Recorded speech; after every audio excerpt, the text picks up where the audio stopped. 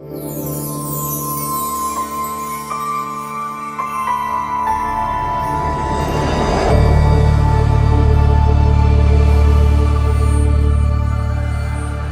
you very much for being with us in this event. First of all, I would like to ask you, what's your opinion of the event? It's an absolute first-class event between the sessions that have gone on, very nice vendor booths, there's been some nice social events. It is a world-class event, so congratulations. Thank you. I would agree with Dave. It's world-class. It's a great venue as well. I think it's a wonderful opportunity for this industry to gain additional knowledge and to really get an understanding of how they can be more efficient and economically sound.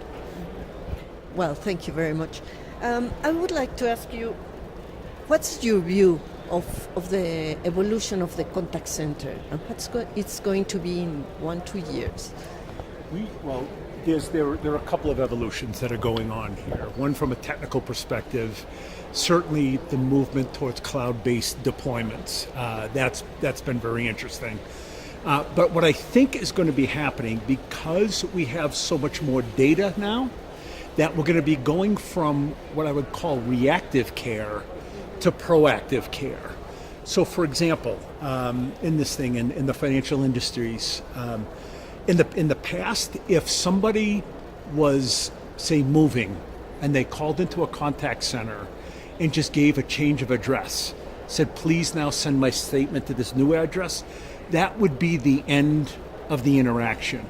But because now we've got bigger data sets, we know where you live now, where you're moving, it might then in that case be the trigger to have more proactive contact with that particular customer, to perhaps maybe offer additional services, to engage different lines of business.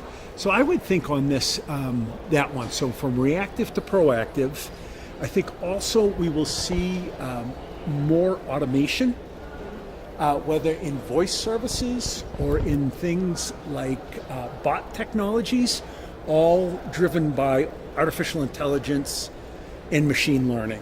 So those would be the two big ones I would see: reactive to proactive, assisted service to automated service.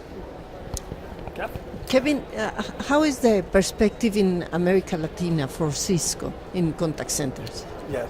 So let me add one thing to what Dave said, because everything he said is absolutely right on the data. I think the artificial intelligence thing, the importance there is there's an assumption that artificial intelligence is going to reduce the number of people that are providing care and really everything will be automated. And I don't see that happening. I see that the tremendous amount of data that is going to be provided, that artificial intelligence is going to really help predict what the next best action is for the people providing the care to provide. It's not going to be the providers go away. It will be that they're much more efficient and they're providing better service to their end users. But as it relates to Latin America, I think that will absolutely take place here as well. It's going to be a global phenomenon, not isolated to any particular region. When we talk to our colleagues literally around the world, our colleagues who work in Europe, our colleagues that work in Asia, clearly our colleagues here throughout LATAM and North America, we're all trying to help our customers solve the same problems. Some places are adopting a little bit quicker than others. Some are being a little bit more pragmatic, but I think the overall trends we see are absolutely global, just maybe evolving at different rates in a few different places. But it is literally a global phenomenon. What's the market share of Cisco in contact centers in Mexico and Latin America? So I don't have Mexico specific. I will say we're the market share leader in North America. So Mexico, US, and Canada. We are, I think it's 45% is the market share numbers, the latest ones that I saw. Yeah. So that was from the analyst firm Synergy. Yes. The most recent data that we saw, I think it was Cisco at 42%. 42%. For North America. Right. Number two then was Avaya at about 28%. And coming in at third was Genesis at about 18%. Now, those numbers will move around a little bit quarter to quarter, but compared to where we were 7 years ago, Cisco would have been down in the single-digit area, probably 7-8% market share, and probably the number 5 or 6 provider. So in the course of 7 years, we've been able to completely turn that trend around. And what would you say is the difference or the competitive difference from Cisco to Avaya, for example, which has, I think, the most market share here? And interesting enough, both Kevin and I used to work at Avaya. We did. So many years. We know it extremely well. I think what has done it, when Avaya gained its dominance, they had a technical model that was very much based on appliance-based technology. They would bundle up a bunch of hardware, they'd put some software in there, and you could run it as an appliance. You would go in and you configure it, and it worked extremely well. It was a wonderful model for the time when it was all about reactive voice-based contact. Now, what has happened in that time, the advent of smartphones, the advent of clearly of all types of internet technologies, web-based applications, that the appliance model that served them so well on being locked down and highly scalable, highly secure, very manageable, did not fit in a world of e-commerce, did not fit in the world of omni-channel. So fortunately for us, we had a model that was built much more on open software and extensible framework versus the appliance. And as more organizations have kind of say, I want to incorporate messaging, I want to incorporate SMS, I want to incorporate proactive outbound, I want to incorporate video.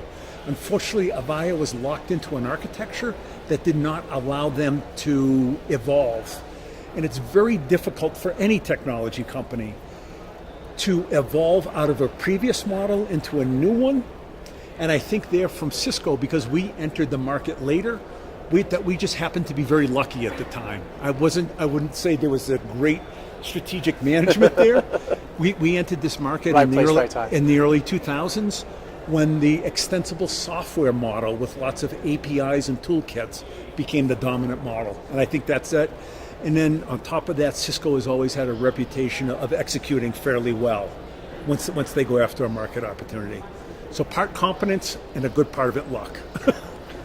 I would add one thing to that also, and that as Dave touched on that API, the integration, the openness of the platform, our partners have been tremendously important in that growth. We have a tremendous partner network and ecosystem around that really integrates a lot of the full stack capabilities that are required in the contact center.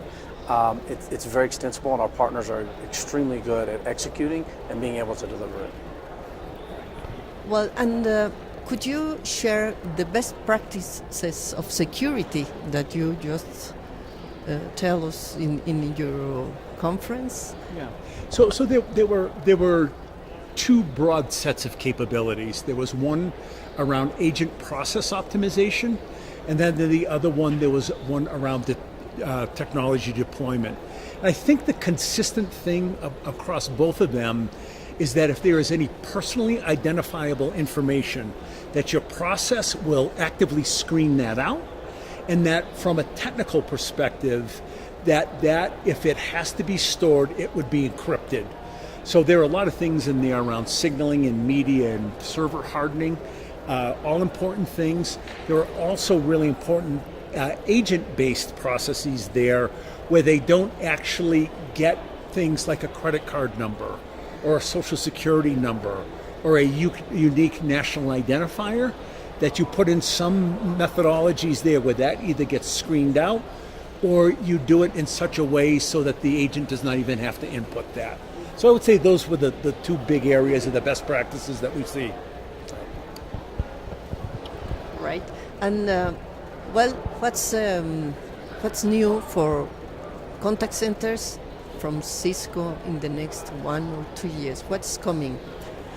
We think in this there will be quite a few new applications done to augment the agent. So for example, we're working with Google right now, where we're using some of their cloud-based technologies and machine-based technologies to give an agent real-time feedback while they are having a real-time conversation with a customer. So as they are working through solving for a scenario, Google is listening in the background, screening what it is that they're saying and feeding recommendations back to the agent. So I would say that is going to be a big area for Cisco of the incorporation, whether it's our own artificial intelligence or working with other organizations like Google, perhaps Amazon, IBM with their Watson-based series of technologies. That's a big area where we're going to be doing a whole lot of work. And on top of it too, we're migrating our premises-based business into the cloud. So we've got a new platform from an acquisition we did last year, and we're looking at optimizing that and hopefully getting it here into the Mexican market in the next 12 months. Yeah, there's a lot of benefits to what he said, right? So there's, in general, we like to think of all agents are created equal, but in reality they're not. But what these technologies are going to do is really try to reduce that gap to where some of our agents that need improvement can now operate at the elite levels that other our agent pools do. What that results in is efficiency for the business, but also a more consistent brand delivered experience from the agent to their customers, which reaps tremendous benefits. So we think that collection of data, that artificial intelligence, really impacts the customer in a lot of positive ways, and that ultimately creating that positive digital experience.